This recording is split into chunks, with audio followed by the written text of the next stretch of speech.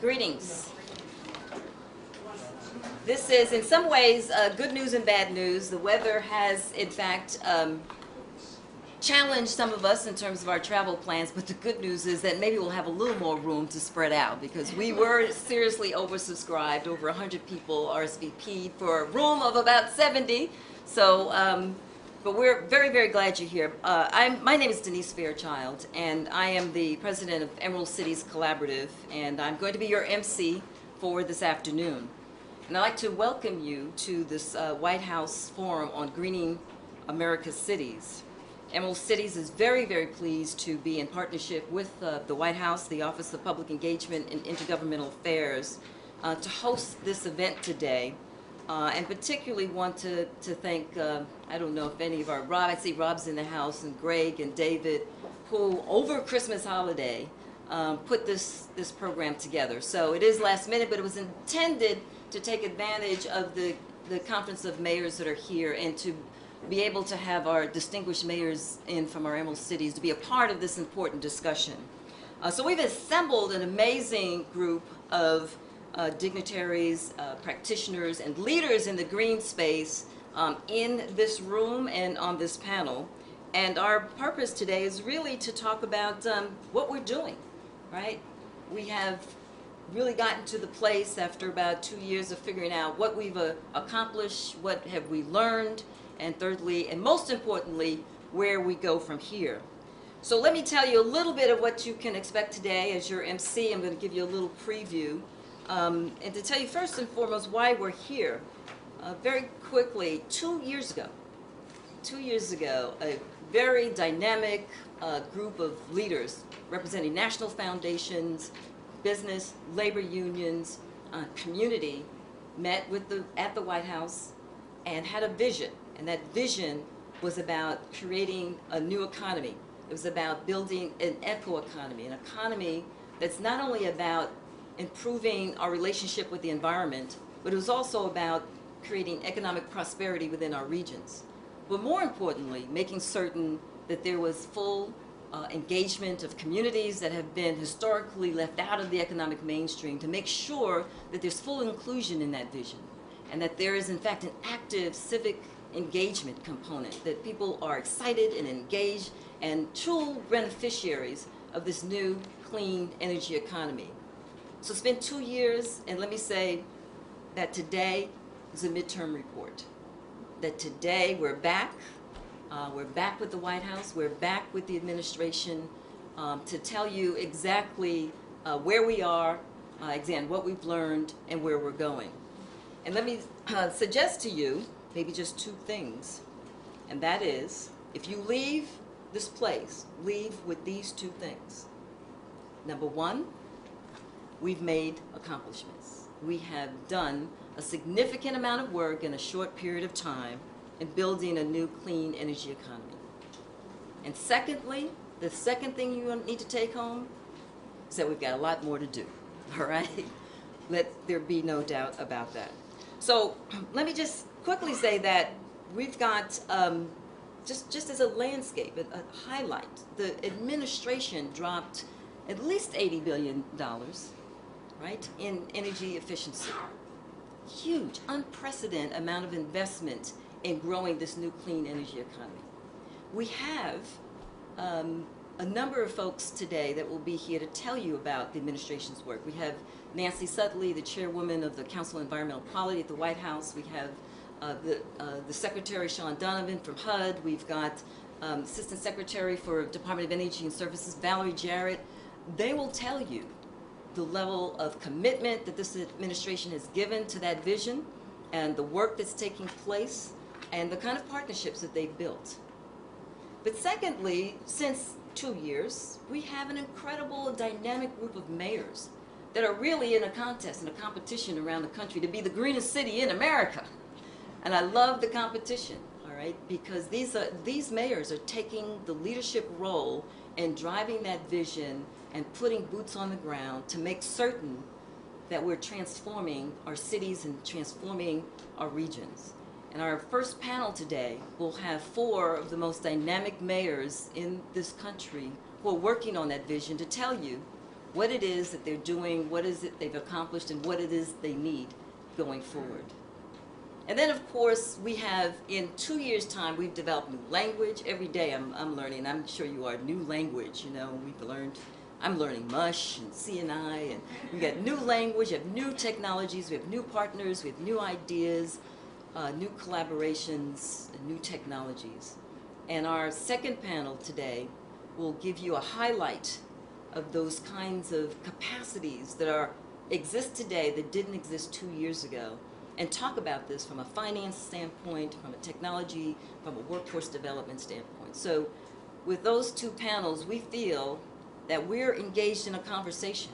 And again, that conversation is about what's next. Because I think the stimulus money did what it was designed to do. It stimulated us, got us a little hot and bothered, okay, a little agitated, and got us right to the point where it says, okay, the role of government is to be catalytic, is to get things started, and the job now is up to us to figure out where do we go from here.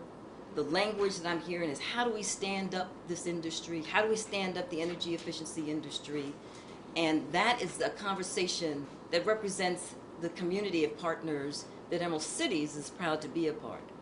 My last sort of pitch to you is that Emerald Cities has played a significant role in building this new energy sector as well. We have worked in partnership with 10 cities around this country and built cross-sector collaborations of labor, community, and business organizations and government to figure out how we put down a civic infrastructure that can sustain this movement and to grow it over time. We have, through our national board members, 21 organizations that bring close to 1 million units of affordable housing and public housing to the retrofit industry. This notion of aggregating demand, through our partnerships, we bring housing, we bring child care centers, and we bring charter schools minimally as inventory to get a booster kit started for cities around the country. We have a huge workforce capacity that we bring to this industry. 1,500 construction trade centers with our labor unions and with our community-based training organizations, and the curriculum at the community-based level and skilled apprenticeship training programs that we're stitching together to make sure that in every one of our partner cities you have a seamless and fully integrated workforce system that brings people out of communities and into skilled trades and opportunities. And we have policy folks that can work with you, who are on the ground with research and technical assistance and experience that can help with your policy environment. So we are true partners with the administration as we transform America to be sustainable, to be economically prosperous, and to be truly democratic. So let's get started, because there is so much work to be done and very little time to do it. And what I'd like to do is to introduce Nancy Sutley, who is probably no better person to talk about the administration's vision and work in this field of building a clean energy economy. Now, I'm going to say that we're not going to go through people's bios. You have their bios in your packet. But I have to say that Nancy is a colleague, she's a friend, and she's a homegirl from Los Angeles, having both of us worked for Mayor Antonio Villaraigosa. I have been an admirer of Nancy's work, her personal as well as her professional commitment to building sustainable America. And Nancy, thank you for being here, and tell us what you've been up to. Thank you. Let's give her a round of applause.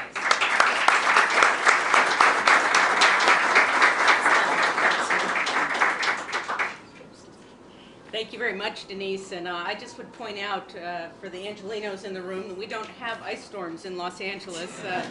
But in any case, it's a great pleasure to welcome all of you to the White House, and I wish you a good afternoon. And again, thanks to Denise, who's a terrific person to be running this very important effort.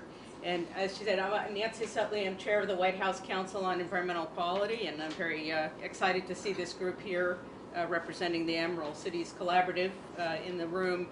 And I want to extend a special welcome to the mayors who've joined us here today. I spent 10 years working in state and local government in California, and so I know firsthand how much of the work and how many of the ideas that will really move this country along to a clean energy economy begin in our communities and begin in our cities around the country. And I know firsthand, having served as a deputy mayor in Los Angeles, that the competition among cities to be the greenest is real. I can still hear Mayor Villaraigosa's voice in the back of my head. And I know that everybody here in this room shares this goal and this commitment to foster healthy and sustainable communities and a healthy and sustainable economy. And I think that we all agree that clean energy is an important key to those sustainable communities. So I'd like to spend just a minute or two outlining some of the work that we've been doing within the Obama administration to move forward these goals. And we've really taken some very bold and unprecedented action to help the United States build this 21st century clean energy economy that will help residents achieve cost savings and businesses achieve cost savings, create real environmental and public health benefits, and good jobs for families across the country. And as Denise alluded to, through the Recovery Act, we've been able to invest about $90 billion in clean energy initiatives, and many of those directly benefit Americans in their communities, including the largest government investment in residential energy efficiency ever, billions to modernize our electric system and to give consumers greater access to information about their energy use, investments that will double our capacity to generate renewable energy in the United States, the largest ever U.S. government investment in basic research for clean energy technologies, and I know dear to the heart of many of the local officials in the room, funding for block grants for communities to undertake sustainability. And we're also, when we get beyond the Recovery Act, looking at the ways that the U.S. government does business with cities and communities, and thinking how we can make that work better for sustainability. And I know you'll hear in a moment from Secretary Donovan, who's been a real leader through, among other things, the Partnership for Sustainable Communities, that is a partnership with the Department of Housing and Urban Development, Department of Transportation, and the EPA to align investments and policies that will support places that provide better housing choices, improve transportation system, and to support vibrant neighborhoods that can attract business. In this program, there's about $400 million in grants from these agencies to support livable and sustainable communities. And another area, the administration is really committed to make sure that the federal government is leading by example and is also being a good neighbor. And so in October of 2009, the President signed an executive order that sets aggressive sustainability goals for federal government operations, including targets for reducing greenhouse gas pollution, for conserving water, for promoting sustainable communities, and improving the energy efficiency of federal buildings and facilities. Now, the federal government, and I know in many of your communities the federal government is a presence, it's the single largest energy consumer in the United States. And in 2008, our electricity and fuel bill was about $25 billion.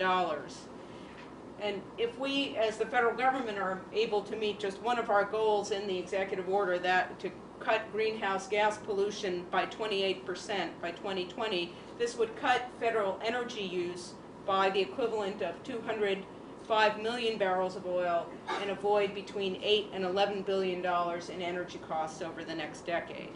So we think this initiative is good for the taxpayer, it's good for the environment, and it's good for the communities that host federal facilities. And it also ensures that our actions as an entity reflect the administration's clean energy goals. And I know that many of you here today are very interested in energy efficiency. And we at CEQ, working along with the Office of the Vice President and a number of other agencies, have been working together on something we've called Recovery Through Retrofit to support the growth of a sustainable energy retrofit market for homes. There are retrofit technologies out there today that can cut energy use by an average of 40% for each American home. And we know that if everybody took advantage of these retrofits, that Americans would save tens of billions of dollars combined each year on their home energy bills. And on top of that, we believe this could help to develop an industry, a sustainable industry that will provide long-lasting clean energy jobs for American workers. And yet, this market is, sort of spotty, strong in some places, not so strong in others. Sometimes just dependent on whether there's a flow of either federal money or state or local money. So we really wanted to try to understand what would it take to help to build a sustainable, a self-sustaining home energy retrofit market. So we looked at some of the barriers, and we found that homeowners lack access to useful information about how their homes use energy. They lack consumer-friendly financing options. And we also found that there's a lack of skilled workers and standards for those workers to perform these energy upgrades. And so, working together as an administration, a lot of good work on the part of all of these agencies. There are a number of new initiatives under the Recovery Through Retrofit effort that will help to address some of these barriers, including the Department of Energy developing a new home energy score that will provide straightforward information about how a home uses energy. A new FHA Power Saver loan that I'm sure Secretary Donovan will talk about to make it easier for homeowners to finance retrofits, and new workforce guidelines and environmental protocols for home energy upgrades, and that will help us to ensure a well-trained workforce. So these are some of the things that we've been working on, and we think that they really will help us to bring real cost savings and environmental benefits for communities and for families around the country through these measures and through others, and that working together we can help to support each other, support the work that you do, and help us in the work that we're doing and the work we'll do together to help to build healthy and prosperous communities throughout the country. So I wish you a great afternoon, and again, welcome to Washington, welcome to the White House, and thank you all for being here.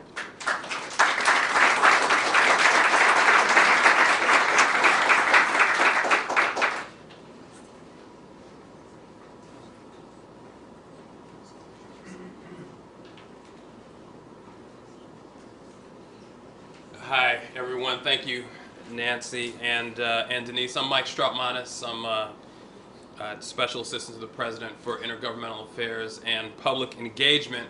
I heard you all were here, so I thought I'd come in and say hello. Hello. Hey, Mr. Secretary. Thank you for your leadership. This is an important project, obviously, to the administration, but it's important to me personally. When the President, during the transition, asked me to run the combined office of, then we called it Public Liaison, in Intergovernmental Affairs, I was invited to a meeting where I was told that business and labor, state and local officials, community stakeholders, we're going to sit down and talk about ways to create sustainable communities, move clean energy forward, create real jobs in the communities that needed them the most. All of the things that in my time in working with the President, I know he believes so strongly in. And I thought, well, that would be nice. Perhaps there might be something as an administration we might be able to do to put some wind in their sails. And from that meeting to now, to see the strong partnerships that have been forged in so many important communities across the country, I just wanted to come by and say congratulations on the work that you've done so far. This is real change. This is what change looks like in my book. Yeah, it doesn't happen overnight. It won't garner a headline to respond to that morning's story, but it will mean something in communities that matter. And it will show Americans that their government, their federal government, their local government, their community leaders, their national leaders can get together and work together and create a lived environment, create sustainable communities, create good paying jobs, by the way, that save money and save energy, that they can come together and do this, and that smart ideas and hardworking people can come together to create real results. So you have our support 100%. Obviously, with leaders like Nancy Sutley, who's done great work here at the White House, we have our smartest and our best people on the job. So I'll be coming in and out. You'll see me smiling proudly in the back there. And if there's anything that I can do personally or our office can do to help you along the way, please let us know. And really, congratulations on your work thus far. We're thrilled to have you here, and I know this is going to be a fantastic meeting. Do I get to introduce you, Phil? Yeah. Yeah. It's famous last words. And well, the person who first, there are a couple people who first came to me with this, but I think the person who was the most passionate about it, the most committed to it, at least when he talked to me about it, and the person that has always bugged me and bothered me throughout the years to make sure I knew everything that was going on and that I lived up to my commitment to do what was necessary to be helpful along the way was Phil Thompson. He's a leader, and he's someone who we've been thrilled to get to know better during our time here in the administration. MIT professor Phil Thompson.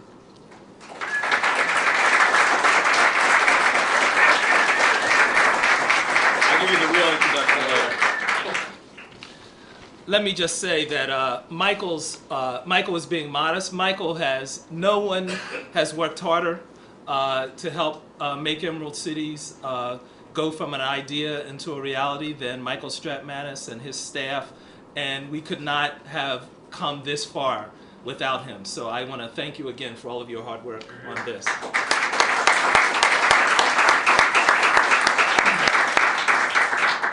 And he's actually a better spokesperson for Emerald Cities than I am. But I just want to say a few things about what our basic propositions are. One is that government can and should help create good jobs, good middle-class jobs, and greater job opportunities for poor people in cities.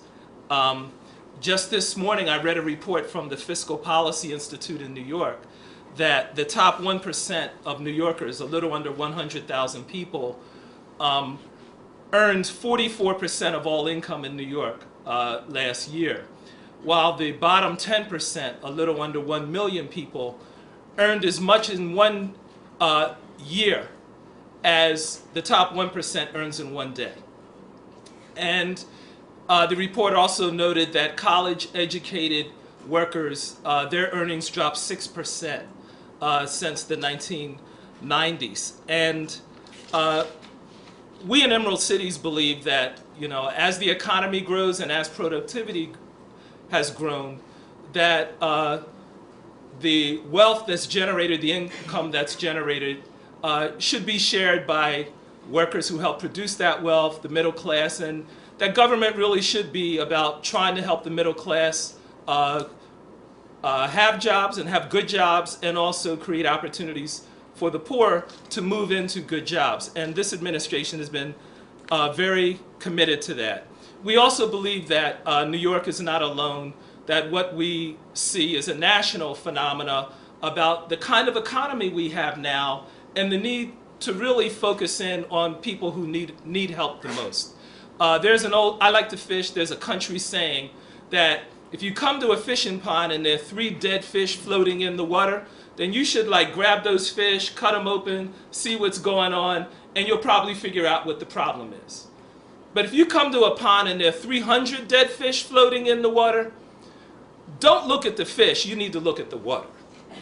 And so Emerald Cities is trying to look at the water that's producing bad jobs, and we're trying to work to help create systems that really drills down and focuses in on how can this economy produce jobs for the middle class, how can it produce more opportunities for low-income people. I was just talking to Jean Kwan, and she told me the high school graduation rate for black males in Oakland is 30%, and they've had 7 murders this year, and that people in those communities need hope. So we're really working to try and make hope real, help produce real jobs for folks who really need them. That's our first premise. Our second premise is that it's possible to create green jobs during an economic downturn. Energy efficiency saves money, and even during a time when many building owners are having trouble paying their rent or their mortgage, government and financial institutions can find ways to help people save money on their energy bills, and this helps everybody's balance sheet.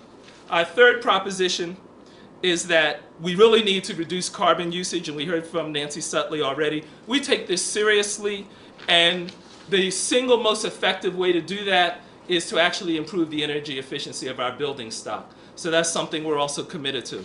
So that's it, and we're really happy that we have so many wonderful partners at the table in Emerald Cities, and one of our key partners is Angela Blackwell. She is the creator and leader of PolicyLink, and PolicyLink is involved in all kinds of things, from Emerald Cities to Promise neighborhoods, and they have long worked with community-based institutions to lift up their voice and help make their voice heard in city halls and state legislatures, and now in federal government. So I bring you Angela Blackwell. Oh, wait. And Angela Blackwell will introduce Secretary Donovan.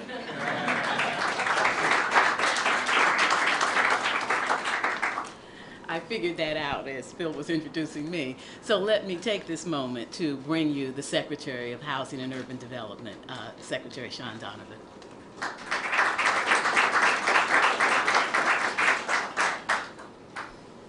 Thank you, Angela. Thank you, Dr. Thompson. It is wonderful to be here, and I want to join Nancy Sutley and Mike Strautmanis in welcoming you to the White House, welcoming you back to the White House, and tell you how proud I am to be able to talk to you about what we've been able to accomplish over the last couple of years. You know, Nancy was talking about Mayor Villaraigosa sitting on her shoulder, remembering him talking about the competition. Well, I've got Mayor Mike Bloomberg sitting on my shoulder, coming from the local level.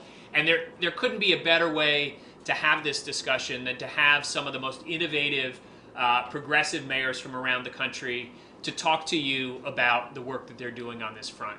But you all know that what has made local government and state government, in many cases, the hotbed for innovation around these issues over the last 5 or 10 years is all of you.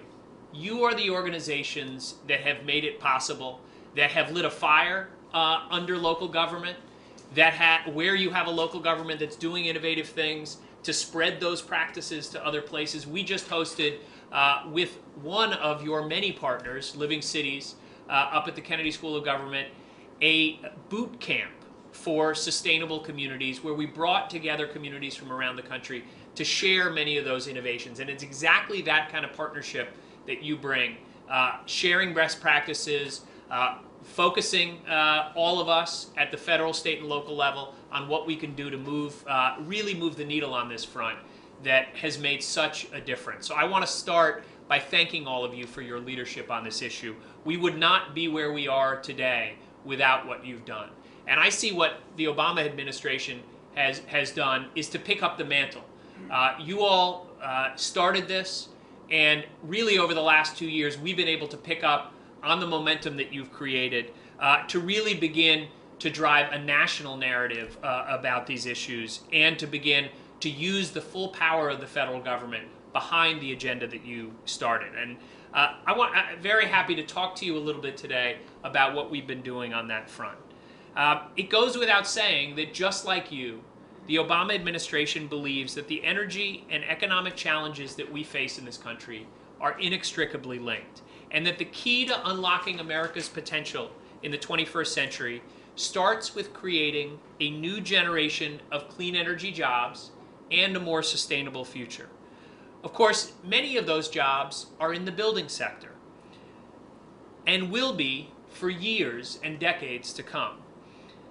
Green construction spending already supports more than 2 million jobs and generates more than $100 billion in GDP and wages. Over the next 4 years alone, the green building industry will support nearly 8 million jobs and generate more than $500 billion in economic activity. Now that is power. Put simply, green jobs are a real future for the American economy. As you've heard, as Nancy talked about, the Recovery Act has been the most important tool that we've had to support those jobs over the last 2 years. When President Obama signed the Recovery Act into law, he said it would do 3 things: create jobs, help those most harmed by the economic crisis, and lay the foundation for long-term growth. And according to the President's Council of Economic Advisors, the Recovery Act is already responsible for as many as 3.7 million jobs and nearly 250,000 clean energy jobs to date. At HUD, we've been at the very center of this green transformation. All told, nearly a third of HUD's $13.6 billion in Recovery Act funds can be used for greening America's public and assisted housing stock, making homes healthier and more energy efficient, and at the same time, we're creating good-paying jobs. Thus far, we've already completed the greening of 245,000 homes with a range of energy improvements. And another 35,000 homes have received deep green retrofits that will save up to 40% in energy costs.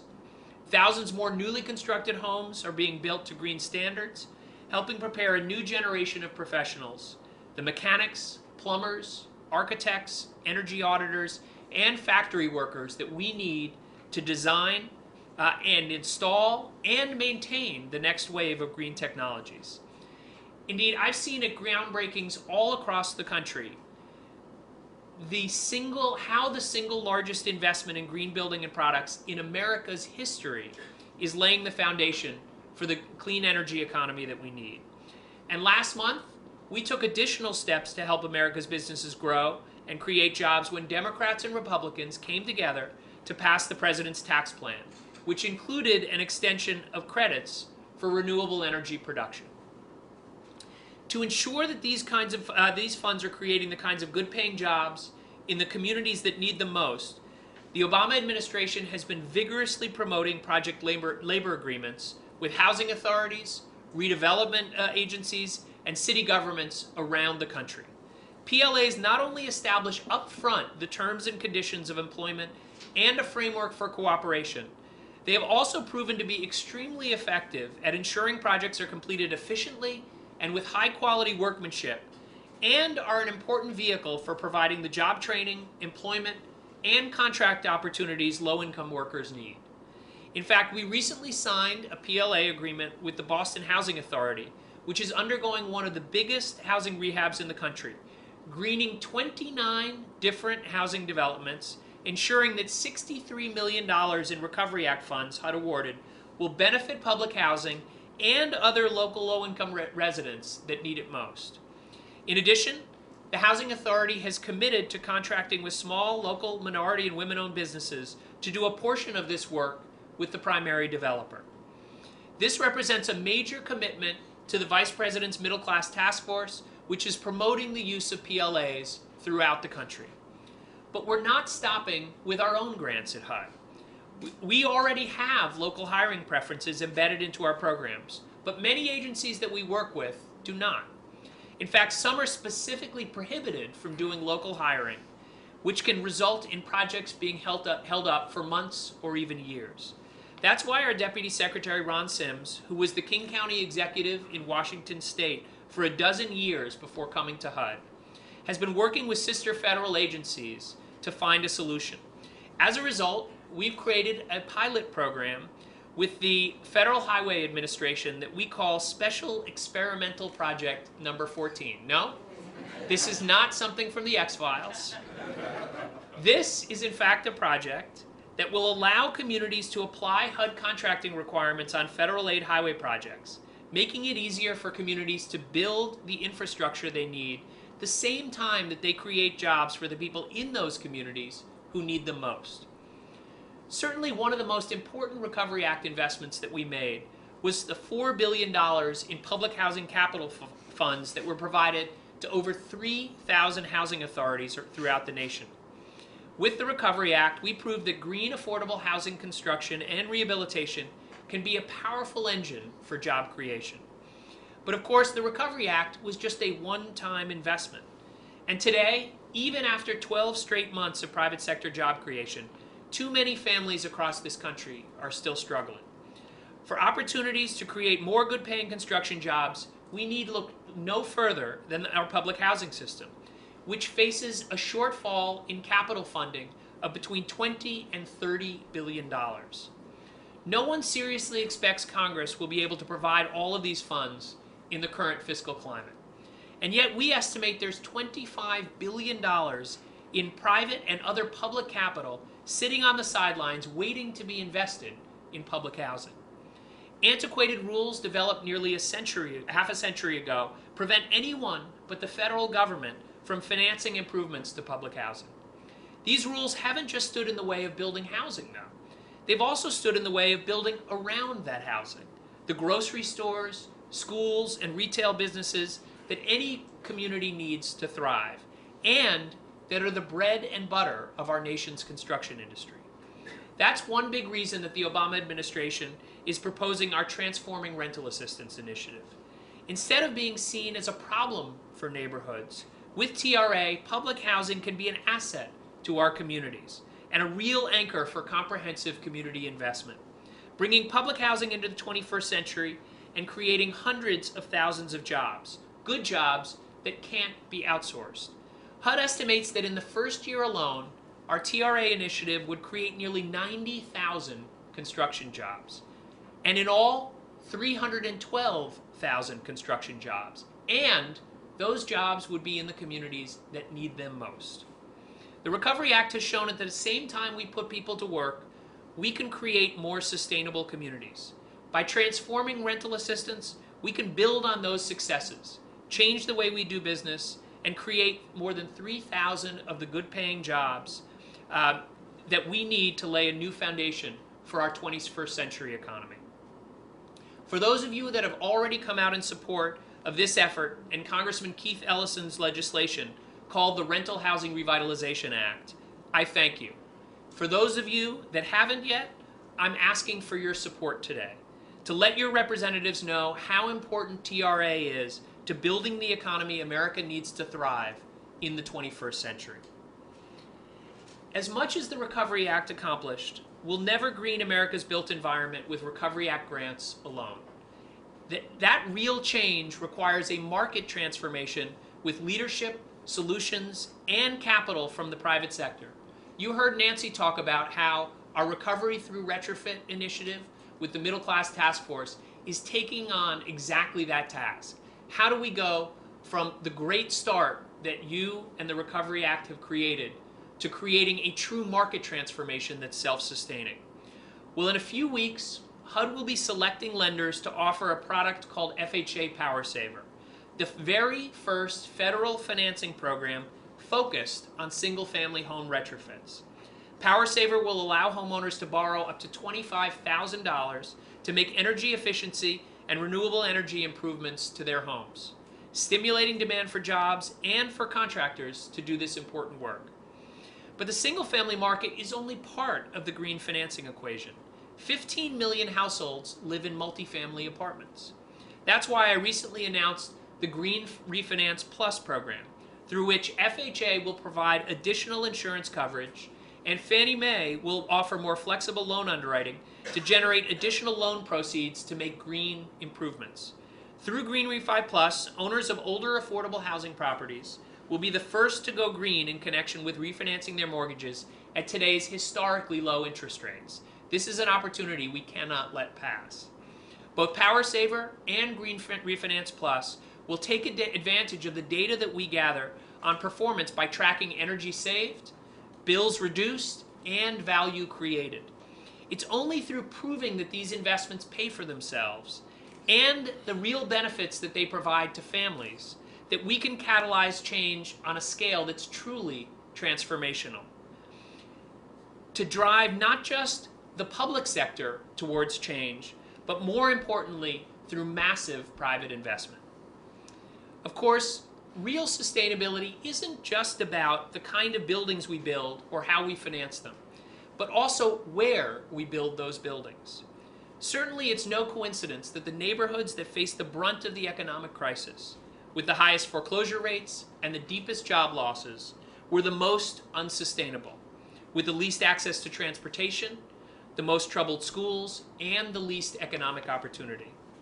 For all the implications of sprawl, from job loss, economic decline, and segregation, to obesity, high asthma rates, to climate change, to our dangerous dependence on foreign oil, all of them share one fundamental problem: the mismatch between where we live and where we work.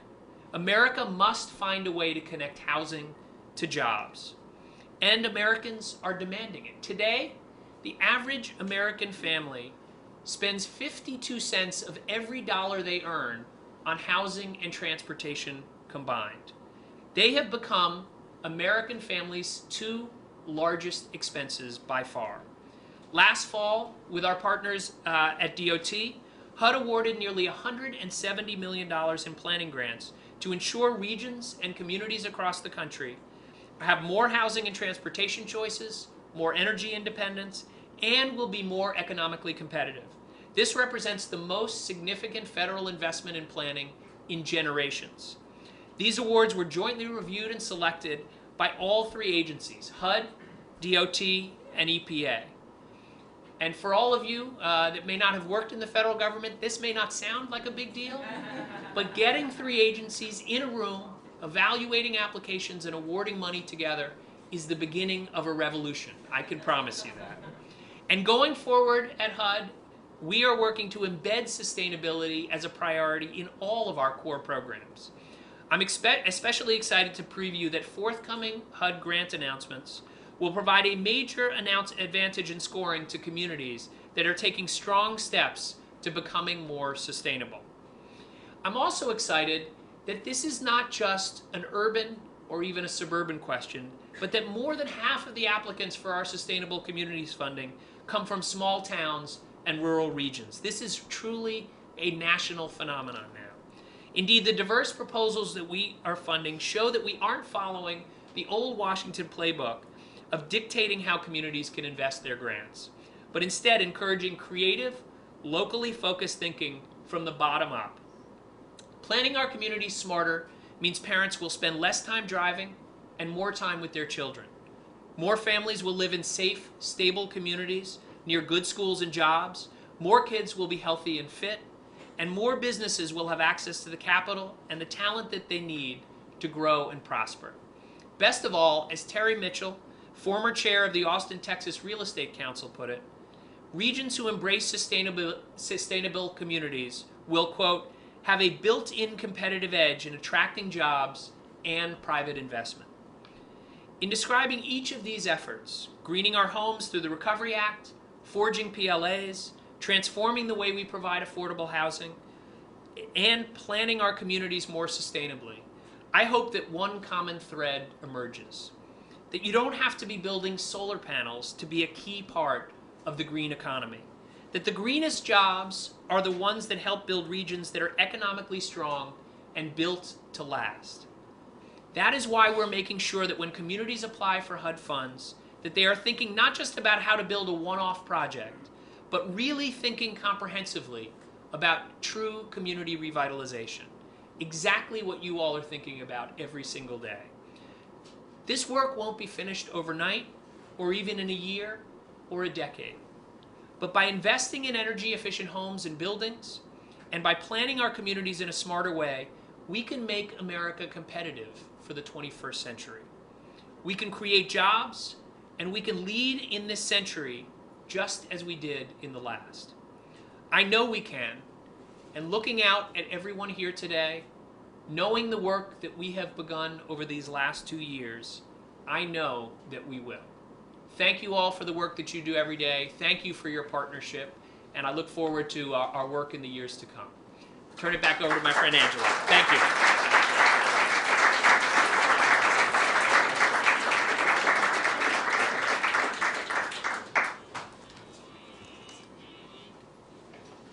Let me invite the mayors that are going to be on this panel to come up.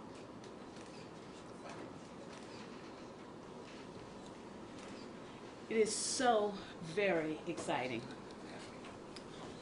to hear from the Secretary about how these things that many of us have dreamed about and talked about for so many years are now actually happening. That agencies are working together at the federal level. The Emerald Cities Collaborative is helping agencies and community and labor and civic and business groups to work together at the local level. And all of us are understanding that our aspirations for our children, for our families, for our communities, for our nation depend on collaboration in every way. That we have to break down the silos, we have to acknowledge the relationship between transportation and business development and employment and education and health issues and land use. It's not by working on any one of these, but by working on all of these together that we make progress. There are a couple of things that have been said that I want to emphasize. One is that the programs that have been coming out of the federal government, among their many purposes, one is to lay a foundation for long-term growth. Another, just to pick up on something that the Secretary just said about how sustainable communities are really built on a competitive edge, that they create a competitive edge. Both of these statements are only true if we pay attention to everything and everyone as we're doing this work. That we don't lay a foundation for the future if we don't focus on equity and inclusion. That we don't build a competitive edge if we don't pay attention to those who are being left behind. That we don't become competitive in the 21st century if we don't figure out how to use our assets, how to make sure that we include pathways for everybody to be able to participate and to be able to prosper. And this is one of the things that is really a driver for the Emerald Cities Collaborative, that we are concerned about making sure that we deal with the threat to climate, that we're concerned that we develop and grow and become more sustainable as a nation within the context of regions, within the context of neighborhoods, and that requires jobs, good jobs, and jobs that everyone can have access to. And that we don't become sustainable unless we are comfortable using our built environment, unless we have a workforce that is fully prepared to go forward, unless we understand when we think about America's future that we are thinking about the people who are going to be America's future. And we know that too many of those people today are being left behind in rural communities, in declining suburban communities, in urban communities where Black and Latino and Asian and poor white and Native American children are not able to reach their full potential. Equity, developing ways that allow everybody to participate. Equity is the way forward. And so as we're having this discussion about what's happening in 4 cities, we want to explore those questions as well as the question that I'm going to start off with. But let me tell you who we have. We're very lucky to have the mayor of Milwaukee, Wisconsin, Mayor Tom Barrett.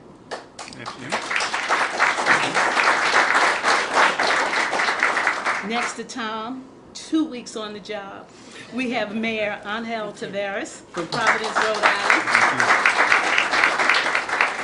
In that same category of 2 weeks, we have Mayor Jean Quan from Oakland, California, my mayor. And Mayor Mike McGinn from Seattle, Washington. This is a terrific panel. And let me start by giving each of you a chance to talk about the thing that I know you're going to all be in a friendly competition on in your years to come, and that's being the greenest city in America. You all want to be able to carry that claim that you're the greenest city in America. Why don't we start right with you from Seattle and get a sense of how you're going to do that. Yeah, I knew I should have sat at that end of the panel. It's going to be competitive. Going last is always an advantage. You know, we're really proud in Seattle of things we've done, obviously. Our recycling rate recently reached 51%, which is astounding. You sort and you sort and you sort some more in every house. We own an electric utility. We're very fortunate, and our electric utility is carbon neutral. We've set high standards for our own construction, and we're setting higher standards for them moving forward. And there's, you know, greening our fleet. The cars we use. There's a lot we can do as a government. There's a lot we can do in terms of setting standards. But I actually want to just put a little, I've been an advocate for a long time. I came out of a Sierra Club and community background, and I was an advocate for green. But my thinking evolved, and I think a lot of people's thinking has evolved, and I just want to touch on the point you were talking about I tend to think now about how can we be, you know, the most innovative city, the most creative city, the most equitable city, the fairest city. Because I think if you focus on those things, you get to green. I think so. Because we're in a different time right now. It's a different economy. We don't have the dollars we used to have. Maybe we never really had them. So you have to, you know, I mean, we thought we had all these dollars, and we don't. And so we have to get really practical and thoughtful about how we use our existing dollars to give us the biggest benefits. We don't have just dollars to hand out to one interest group and then to another interest group and then to another. You know, make it worse over here, then try to spend some to make it greener over here. And being green, energy efficiency, walkable communities, housing next to jobs, those are all really practical things. And we're also going to have to be innovative and creative about how we move that practicality forward. So it's a different economy because we don't have the money we used to have, and it's a different, requires a different politics too. As I mentioned, you can't just hand money out in each direction. You actually have to bring people around the table and say, well, how are we going to spend money that addresses our need for good jobs, our need to be globally competitive, this rising social inequality that was so starkly pointed out by one of the prior speakers, and these looming environmental problems. And that requires a kind of a focus on holistic solutions that takes you out of greenest city. I'll try to loop back to it. That kind of takes you out of greenest city and takes you to most innovative, practical, creative, equitable city. And I think that's, you know, that's why I really enjoy being part of the Seminole Cities Collaborative, because it's forcing groups to sit down together to start talking about what are those solutions that hit multiple objectives. I'll stop there. We got a lot we're working on, and I know a lot, everybody's working on these same problems. Thank you. Let's go right down. Thank you. Is this on? It is. Okay, all right. When I saw him in the elevator, I said, oh, Seattle, our competitor for top green city in the country. They're coming after us. And our diversion rate is actually 60%. But anyhow, Ouch. it's garbage. And we have Ouch. a zero waste goal by 2020. You know, the image of Oakland, and this has sort of been the theme of becoming mayor of Oakland. I know most people don't think of the city of Oakland as having an Asian woman mayor, and Oakland is so diverse that pretty much anybody can be mayor. If Jerry Brown can be mayor, anybody can be mayor. We are an amazing city, gorgeous city environmentally, redwood forests, our bay marshes are coming back. I have a stream that still has original, we actually did a genetic test, our original steelhead trout that goes from my former council district. We are an amazing city, but we're also a city that you know more frequently in terms of violence, and I think that they're linked. These two issues bring those things together, and I'll talk about that when she asked that. But many of our projects are aimed at giving young people opportunities for new jobs and, as Phil said, hope. Oakland has been constantly one of the top 10 green cities in the country, and very few people know that or think that when I say that, they always say, are you lying? I think we were number 4 in Sustain Lane this year, and just got a couple of new green monitors. Why? First of all, you know, California leads the nation in legislation with AB 32. And as a member of the board of the California League of Cities, trust me, that was a long fight among civic leaders. And when I first got on the board 8 years ago, half of the board didn't believe in global warming. So it took a long time to get them to get behind AB 32, which allows us to do planning and make big decisions both statewide and regionally based on global warming. We are also now translating that in AB 325 in terms of how we do our planning and actually how we reward our housing money. So there was a huge fight. You may know that in California we do regional housing assignments. And so San Francisco, San Jose, and Oakland took most of that assignments if you're going to go along with smart growth and green planning. But we said, all right, we'll take most of the housing, but then you have to give us most of the state bond money. And secondly, you have to disperse poor people. You can't just because we have more housing than not build affordable housing in your neighborhood. That was a huge fight. But the Association of Bay Area Governments, we won that fight. And so that's the issue of making sure that we're green, but making sure that we're also equitable. And let me just raise one more thing, and I'll stop there. You know, as being the chair of statewide stopwaste.org, we've been doing things like the Green Point rated systems for new construction, but what we did that was more importantly is we set standards for remodels, because in urban areas a lot of what we're doing is remodeling, and so you can go to stopwaste.org and look at that. That's Alameda County's regional waste management authority. And lastly, we've begun to look both for the Association of Bay Area Governments and for stopwaste.org, not just how do we recycle, but how do we stop waste upstream. And so I authored a styrofoam ban. I know that's illegal. I'm supposed to say polystyrene, but nobody knows what that is. We offered a styrofoam ban for fast food in Oakland, and when we passed it 2 years ago, there were only 4 cities and counties that had that. Now there are over, according to the plastics industry, 100 counties and cities in California that have that ban. And it's the whole idea of, like, I don't know about you, but I just did Martin Luther King Day, and I'm tired of picking up plastics out of the coast and our beaches and our creeks. And so we've got to look at how we can stop waste upstream as cities, and we can do that both in our construction and then create good jobs through recycling and composting. Oakland's a city where you don't get to throw your food away either. You got to put it in a green bin, and we compost it, and then we recapture the methane gases. So that how do you make jobs out of what we're doing and still help the planet? Thank you. Mayor Barris? Thank you. It's a pleasure to be out here with the greenest cities out west, I like to call them, sitting to my right here, and looking forward to the challenges in Providence. I'm not going to talk about our recycling rate because it doesn't come near 50%, and so, but it's something that we have to increase. And the previous administration actually had a mandatory recycling, which actually helped double it, and we're still way too low. One of the challenges, and for me, I don't see as much of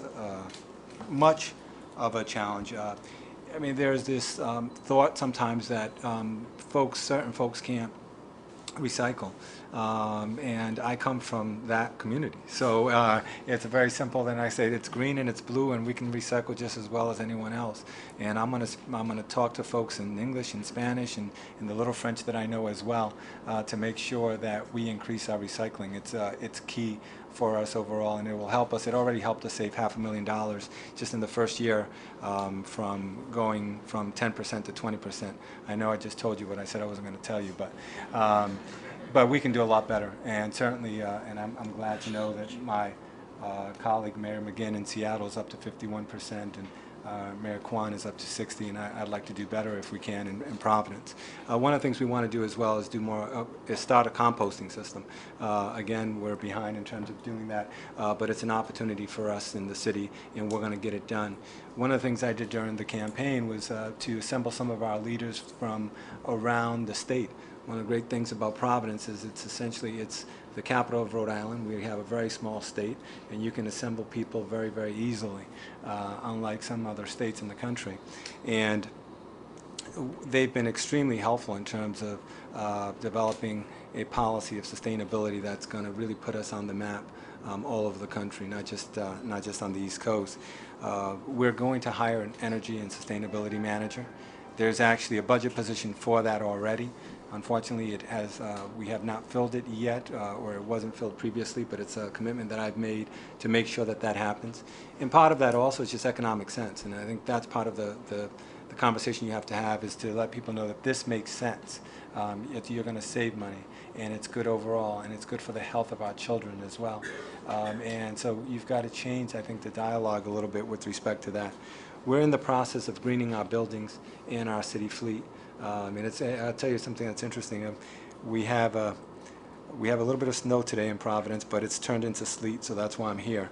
And our DPW, they're very upset about, Department of Public Works is very upset about the fact that we've kind of retrofitted some trucks, and we've done some other things, and they're very upset we have to plug them in, and we have, and so there are challenges with that along the way. But in the long run, I think once they get used to it and once they understand what's going on, it will be a benefit for all of us. And we're going to do it with our fleet. And because of the size of Providence, because it's so small, it makes it easier and more manageable. Not only to do our buildings, we have 50 schools total in the city of Providence, 50. Okay, so it's a lot more manageable to green our schools, to green our buildings, to green our fleet because of the numbers, and that's something we plan on doing. Another aspect that we're going to emphasize is community gardens in our city. We have over 1,000 vacant lots, vacant properties, vacant houses, and we have a lot of folks who are involved in gardening in our city. And what's most interesting about that is not only is it healthier, when you have it, but it also brings people from all different backgrounds together, and so that's something that we're going to explore as well. And I'll just leave you with the fifth point, something that we talked about today, and I was so happy to hear the Secretary talk a little bit about some of the options in terms of refinancing and some of the options that are going to come out of FHA. We want to establish a revolving loan fund to help people really green their homes. We have an old housing stock as well in Providence. I'm a former housing court judge, and I know the effects that that has on children's health, on overall, on the community as well. So it's something that we're committed to doing, and I'm excited about having an opportunity to work with HUD and FHA to assist our homeowners in Providence and in Rhode Island to make sure it gets done.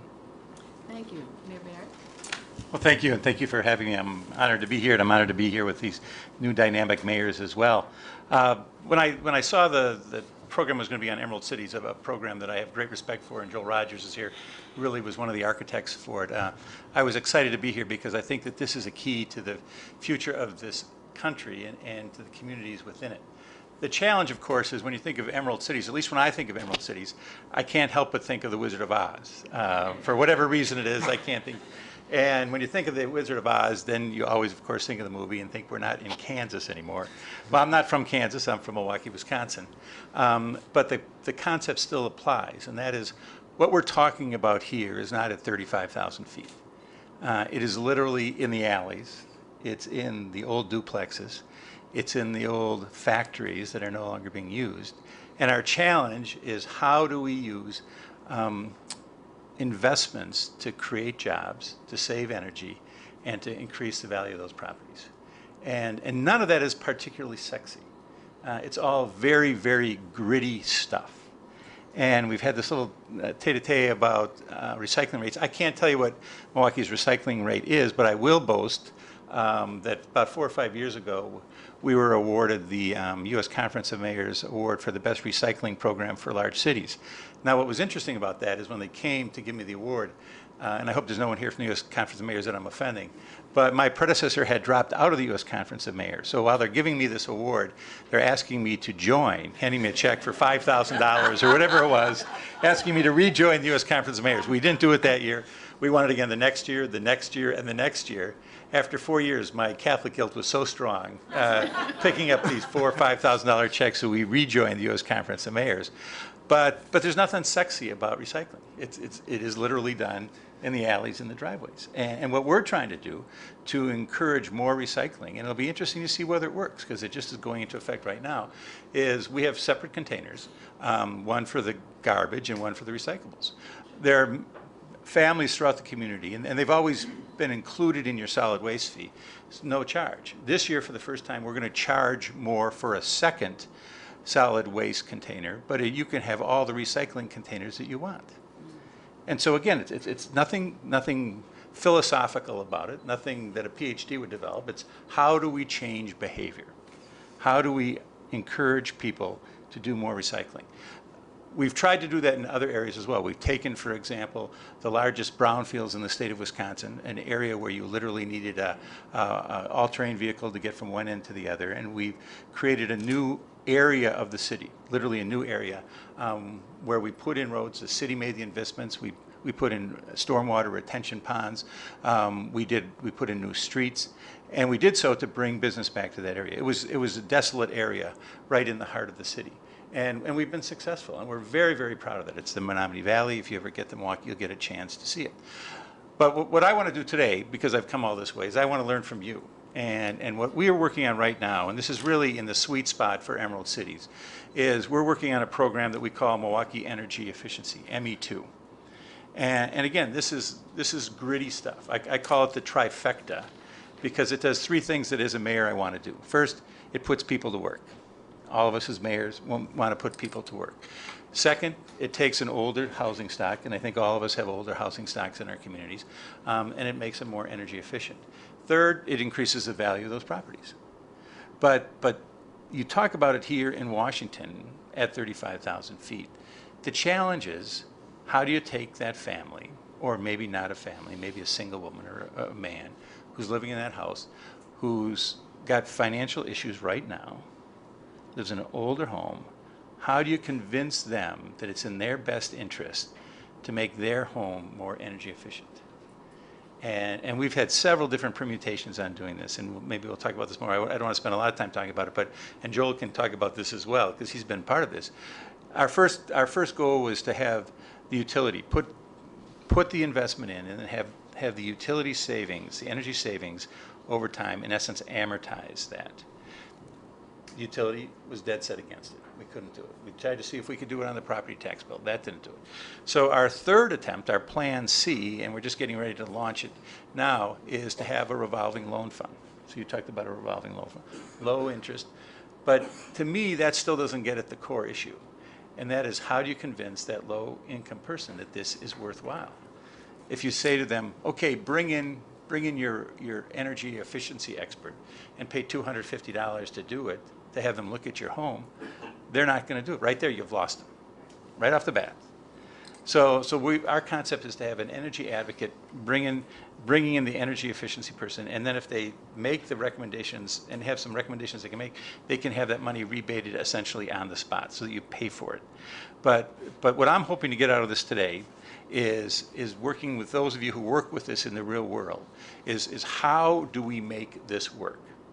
Because I think this is where we have something that's sustainable. How do we take older homes, or factories for that matter, and invest for those energy efficiency dollars? And we all know that in the long term it's a good investment, but how do we make that family do it in the short run? So that's what we're going to be launching later this spring. Again, it's gritty stuff, nothing that dazzles you, but if it works, it will help people's lives. And I've always said, for these macro problems, many times there are micro solutions. And so when you're dealing with these older homes, you're talking about micro solutions to this macro problem of putting people to work, reducing our energy use, and increasing the value of property. Thank you, and that was a good place to end, because you quickly, as a panel, picked up on this notion of equity and said it's really green and equitable. How do we build a green and equitable economy? You can't separate one from the other. That takes us right into some of the neighborhoods that Mayor Barrett is struggling with, the older homes, the low-income consumers. I want to come back to you, Mayor Gwen, and ask whether you have any ideas in this regard. How are you bringing together labor and community and small businesses and getting them to think about some of the places that need this most and the least likely to get it if we don't do something extra? You know, it kind of goes, I guess I think about this issue, and I talked about that changing concept of what's green and how you focus on what you're trying to achieve, because I think that's one of the biggest, there are a couple of big challenges. One is, you know, I mentioned earlier, we don't have the same dollars we used to have, and so you have to rethink how we use our dollars most efficiently. And I think that's a challenge still, is that I don't know that we've come to grips that, you know, the economy's not necessarily going to come roaring back and we're going to see local tax receipts the way they used to be. So how do we use what we have more efficiently? I think, and when you start thinking about that, we have to start rethinking about what our physical environment looks like. We're talking about taking advantage of our existing building stock and doing retrofits, taking a look at urban infill as a good thing. You know, I mean, I live in a city where a lot of people view an apartment building as somehow an inherently undesirable thing. It's actually a very positive thing. You're giving somebody some housing. We recently changed our law, and maybe all our cities are ahead of us, but low-income housing near transit stations has had to have minimum parking requirements. Well, that doesn't really make sense for them to put $20,000, $30,000, $40,000 into structured parking per stall when the people who live there probably would choose to use transit and not buy a car for economic reasons. So there's a host of things like this about attitudes about how we do things. I think the other thing is, I think there's kind of an historic view that, you know, green is for somebody else, green is elite, and that's the other thing we have to break down. And I think that's, you know, you have to make that connection that if we're going to be changing our buildings, we need to be reaching out into communities of color and those most dispossessed from jobs and make those connections. And we've been working on that in Seattle through the Emerald Cities Collaborative, bring together communities of color, labor, contractors, financing, and having hard discussions about how to do that. Because if people don't see that this investment benefits them directly, they're not going to embrace it in the same way. So one is just making it a high priority and working on that. I would say the other thing is, when we talk about, we have to take a look at attitudes about our physical environment, and that has to change. Our city, and it's probably true of many other cities, when we look at how well, lower income or African American or Latino youth are doing, they're not doing as well in school. And, a credo of organizing is you have to take what you have to get what you need. Right? That's a basic credo of organizing. Well, we have to take what we have, our people, to get what we need. And if we leave out portions of the population from prosperity in this country, we will never get what we all need. It just can't be done.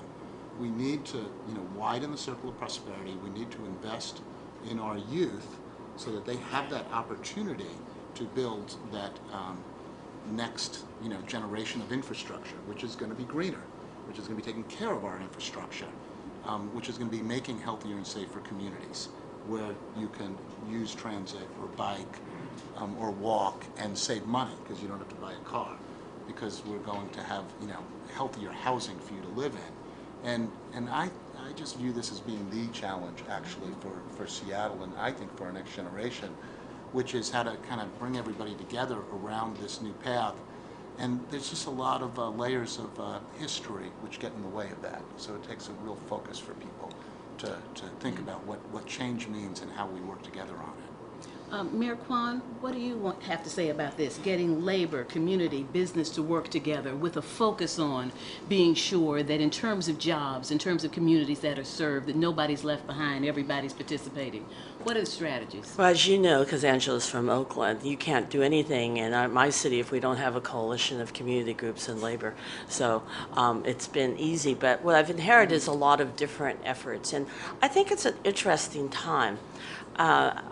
In a city like Oakland, to do a big project in our city, you either have to have redevelopment dollars, federal dollars, state dollars. So it's an opportunity now to go across the building trades, and we've made it pretty clear to them, okay, this is like the WPA between the private developers that got redevelopment money where you have to hire at least 25 to 50% local people. The federal dollars where you have to have 25%. We've got a new airport connector coming up.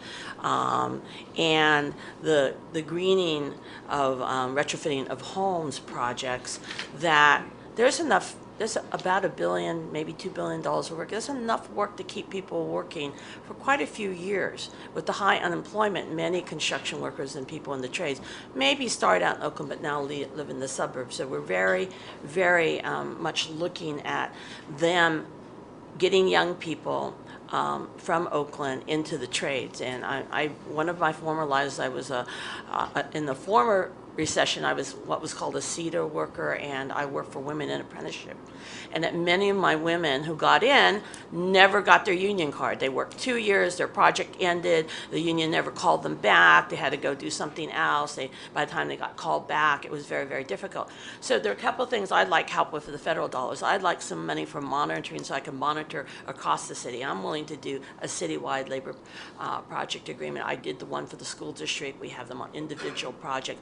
But I want to hold the trade council across the board accountable to make sure that these kids move from project to project to project.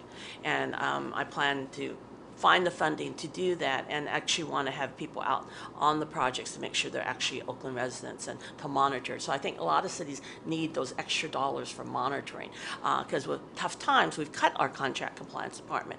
And I realize I have to beg foundations next week, and that's one of the things I'm going to beg for. And because I do think it's life and death. I think if young people don't have hope, that I'm going to have more dead kids in Oakland.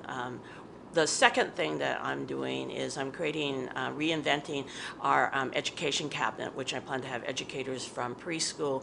We're doing a pilot with the Harlem Kids Zone in 3 parts of our city, from people working on that project all the way to seniors. And we're going to try to pull the education institutions together so that we don't drop a kid. So if a kid drops out of school, we pick them up somewhere, but it's a warm handoff at each stage. And the superintendent of schools, myself, and the president of Mills College are going to chair that. We're going to pull people together on the monthly level. When we did this the first time, we focused on getting Oakland teachers. This time we're going to focus on getting jobs for young people as one of our critical aspects in working. And for us, a critical part of that are incarcerated youth. You may know that in California we plan prisons by how many kids can read by 3rd grade, so as a read at grade level. And so when I was on the school board, that was a massive campaign. I'm doing a campaign on getting mentors for our toughest kids, but that's another story. Going back to the issue of being green, I think we have to use our contracts. So for instance, our garbage contract's coming up. So I'm actually going to have a factor as how far they take my food to compost it. Because some of them go all the way in the valley where they can use non-labor, non-union labor. I actually want it to be in the county. So they're going to have to buy a composting place, and if they want our contract, and they're going to have to hire union labor to do it.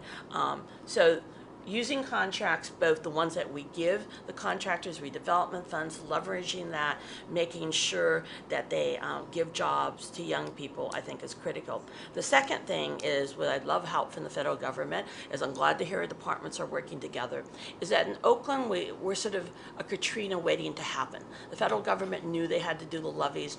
In California, LA, and us, we live in earthquake country. Much of my rental housing stock is in soft story buildings, so that what fell apart in Northridge, where they have parking underneath and not enough bracing. To retrofit, the average units are less than $10,000, and the average home in Oakland's about $300,000. So it's a great investment, but if you're poor, you don't have that. So we've been searching for, like many of you, for a revolving fund, enough capital to get the apartment owners, so I was interested in that grant, or the mortgage, enough money for the apartment owners to retrofit their buildings, because for me it's life and death.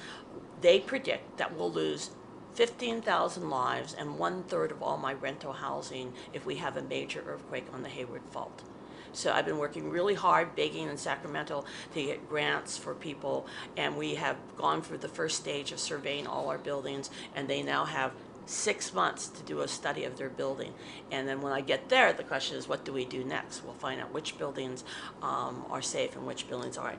Each city has that, whether it's transit centers or whatever, but I think that we as cities need to make almost every project linked to local hiring, and particularly for the youth in the poorest neighborhoods, or frankly, the youth that are coming out of prisons. And so a lot of our work with our violence prevention money, we're actually working with prisoners, getting them prepared to come back, and we're putting them straight into the Cypress Mandela project, where they can get prepared to doing some of the retrofitting, and that's a critical part of our plan.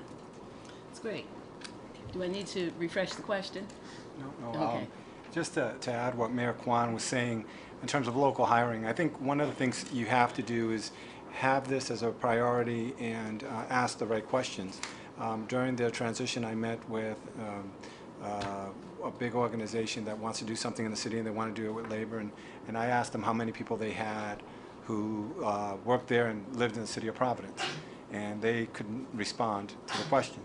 So we need to find that out, and we need to know what the plan is going forward to include people from our city and get them back to work. I'm happy to be of assistance to you, and I just want to get our folks back to work. And I know that if they bring people from the city back to work, it's going to affect all of the communities I care about, just because of the way that the city is made up.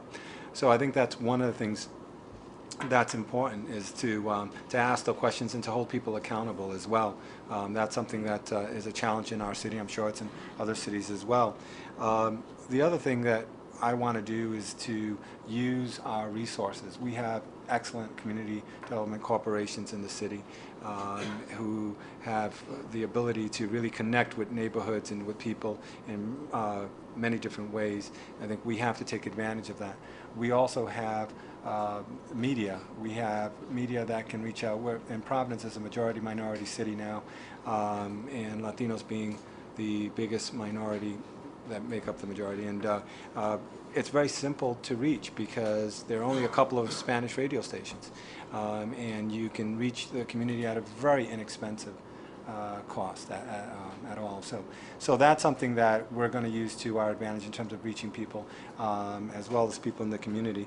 But talking a little bit about greening, one of the things I actually want to do is explore our schools and our kids in terms of helping them with what's going on in terms of the environment. I've seen it with my own goddaughters where they're helping their grandmother recycle because they're learning it at school. And they're very, very involved in terms of doing that, and they help their grandmother figure out what's the right way to do it. And I think it's an opportunity for us to use our kids not only to help the adults, but once a child learns how to do it, they are going to continue doing it as they get older as well. So that's something that I want to do in our city as well, because I think we have an opportunity to really bring people together.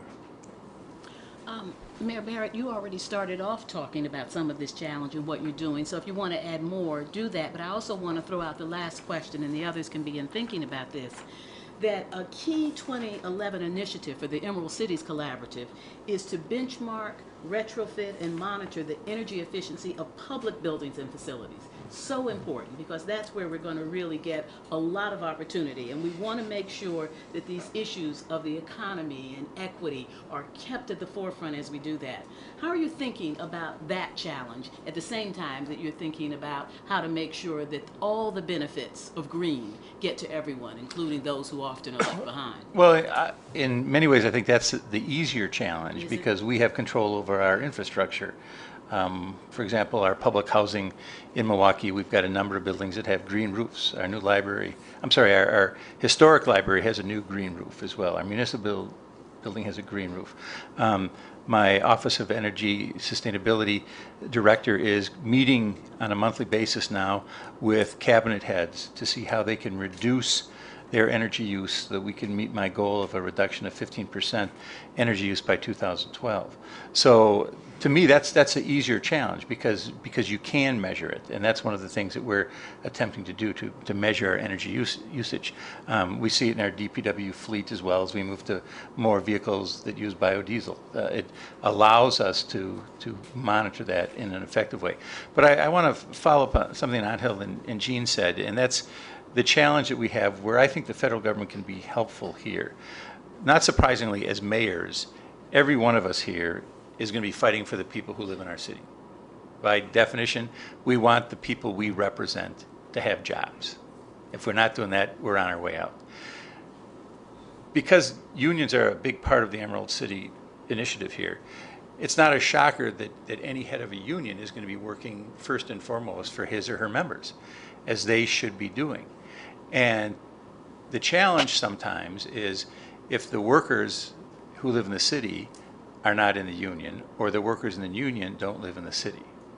I think as politicians, and I'll speak for myself here, but I'd be shocked if any of the other mayors disagreed, the ideal situation would be have those two circles completely overlap. That the happiest person in the world would be me if I could fight for the people who want jobs and they all are in unions that provide them with family supporting jobs. That's not reality though. And so where I think the federal government can be helpful here is to encourage union representatives as well as local officials as well as community groups to see how closely we can make those different circles intersect. And obviously you have the hammer. The hammer is if you don't get your act together, you don't get the money. And so to me, that's one of the real values of a program like this is we will have our fights. We will have our fights at the local level as to whether the figure should be 20% or 30% or 40% or 50%. But 40% of nothing gets you nowhere. And so I think what we need to do is we need to find a way that we're all at the table saying, look, we're going to fight. That's what the beauty of local government is. We fight over everything. We're going to have those fights at the local level, but let's make it worthwhile and know that if we have that fight, we can come to an agreement that we're going to get the resources so we can do the programs we want. I just have a follow-up. As you said that the public buildings are easier because you have more control. Is it easier to get at the equity outcomes within that context? I think it is because there's more pressure on us. We just redid our city hall. There's no way I can have a major renovation of my city hall, over a $70 million renovation, unless the workforce looks like the workforce of the people who live in my city. It's too much of a symbol of the city. And so for anybody who's fighting me, I just tell them, look, I gotta have it. I cannot have this major project and not have it, and it's not just appearances, it has to be reality, reflect the population who lives in the city. And do you have particular strategies that you use? Are there programs, strategies? Sure, we have resident preference programs, we've got emerging business programs, and the key, of course, is, and this is where we have the fights at the local level, is what are those percentages? But that's what happens at local government. We have those fights, but it's important, particularly on the ones that we control. As a mayor of a city, I don't want to go past a city project and not have any people of color working on it, because I'm in a majority minority city as well. It would be embarrassing. Mayor Kwan, what are our strategies in Oakland for making sure that we have that kind of full participation? Well, I think in California we've been pretty lucky. We've had a lot of funding for retrofitting government buildings.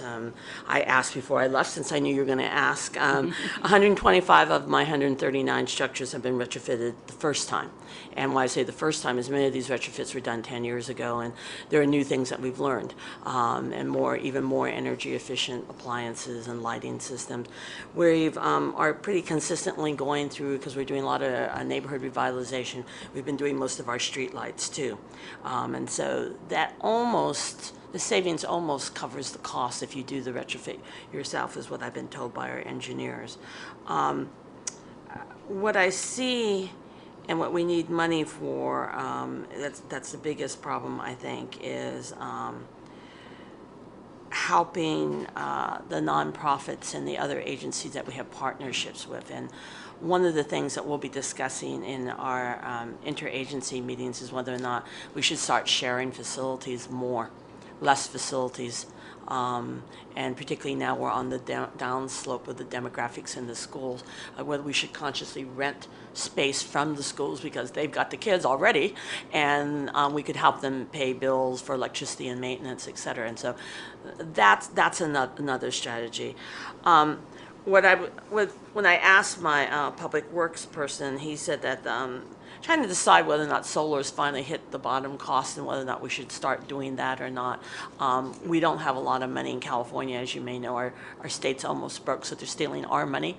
They took $41 million of our redevelopment. Now they want it all, and so it's a huge fight, and we're madder than hell because we just passed the state initiative so that they couldn't steal our redevelopment money, so now they're just going to eliminate redevelopment or try to redevelopment. So that's critical. Our vehicles, I would say that we've retrofitted, I think, 60% of our own vehicles. So the mayor drives a hybrid.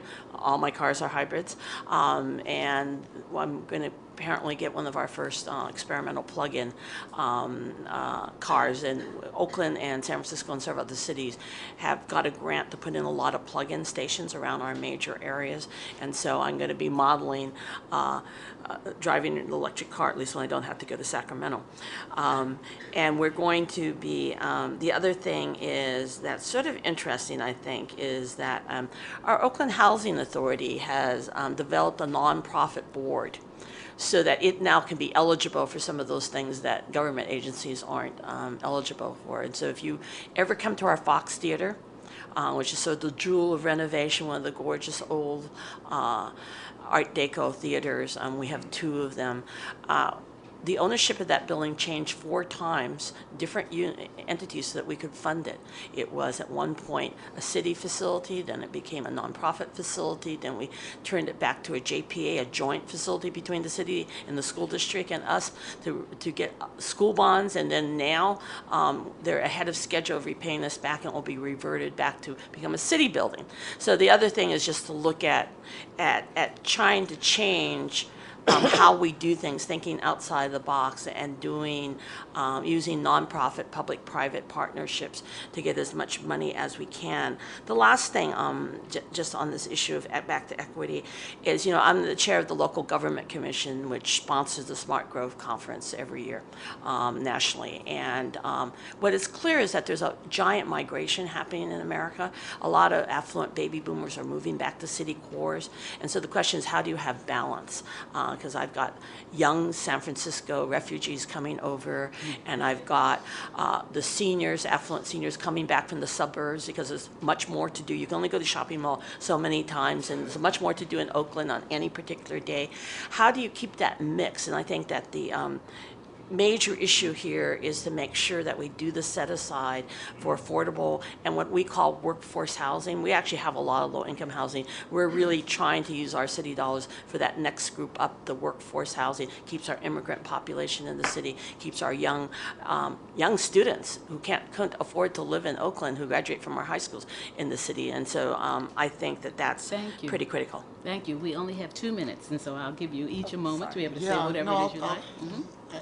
I'll agree with what the Milwaukee mayor said about the challenges, and that's one of the, again, through the Emerald Cities Collaborative, we have communities of color, labor, working together, and we've been able to, first of all, on our own spending, as we mentioned before, we do control it. We could use some more money. If we had more money, we'd do more work in that regard.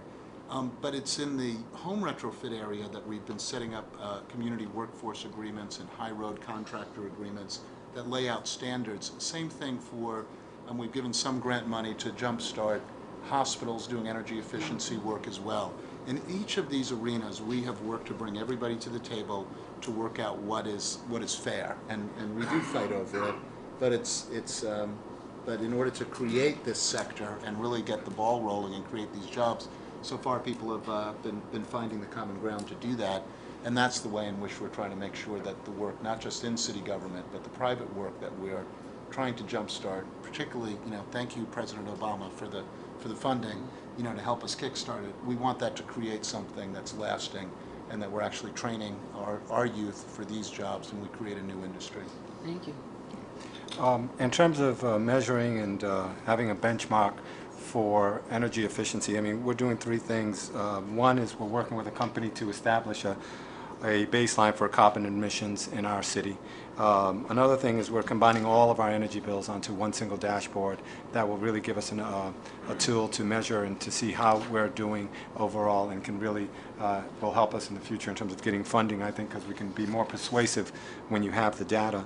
And the last thing that we're going to do is hire an energy and sustainability manager who will assist us with all of the different efforts around not only making sure we have an accurate benchmark, but also promoting the savings that we're making, and making sure that we can convince people. I mean, just to go back very briefly on the question you asked about how we get people involved, if you can convince people that they'll save money, they'll do it. And so I think that that's the biggest thing, is showing people it's kind of a universal language, the money language. And I think if you can do that, people will get more involved. And so we're going to make sure we do that in the city of Providence. Thank you. I thank you. Before we thank this panel, I just want to lift up a couple of things that were repeated. One is that this panel of mayors, and I hope that this panel of mayors is representative of the mayors all across the nation, has absolutely no trouble seeing that green and equity are interdependent. They have to be combined. There's clear need for innovation, that we know exactly where the people are who we want to get to, but having the innovative strategies to be able to capture their attention, and then the innovative financing to be able to help people do what they need to do in their homes is absolutely essential. There is a clear sense that this can only happen collaboratively in community, and that collaboration has to extend to a collaboration with the federal government. All of these communities can use more resources. They can use more resources to do what they're doing, more resources to monitor what they're doing, and more resources to be able to share lessons. At PolicyLink, our tagline is lifting up what works, and there is much here to be lifted up. I thank you very much. Thank you.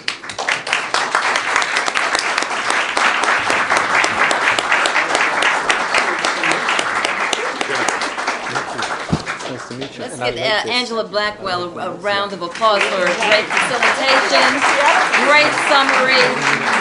And I want to highlight our mayors. They are, in fact, true stars, and we're very, very proud that they are cities, Emerald City cities. And I always tell Mayor McGinn that he's got the original Emerald City. You know, Seattle is, and that is their theme, Emerald Cities. So anyway, we have to move right into our next panel. So everybody just stand up. Everybody stand up and let's just stretch a bit for a few seconds.